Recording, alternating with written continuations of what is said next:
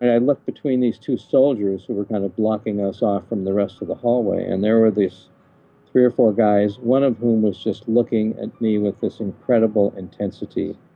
But there was this little moment where we shared a 60th of a second, and that became this picture, and the picture kind of took on a weight of its own. And I just lifted that M4 and I just framed it and I just started shooting. And I made 6 or 7 or maybe 8 frames, something like that. The film was sent to Europe. This picture was everywhere. Every magazine and many newspapers published it. The man in the picture, everybody knows that you're talking about Daniel Cespedes at the stadium.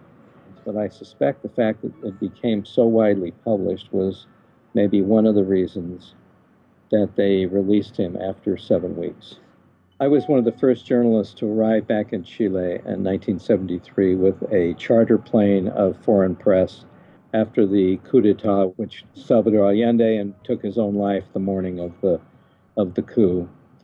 There were stories about prisoners being held at the National Football Stadium. So press people for the junta sponsored a kind of an official visit to the stadium just to make sure that we would know that all the prisoners were being treated well, which I'm convinced they had not really meant to take place while we were still there. They brought in some new prisoners.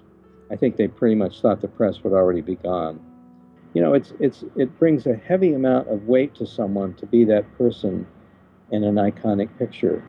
As this 40th anniversary was coming, he ended up taking off on the one last day we had hoped maybe we would see him.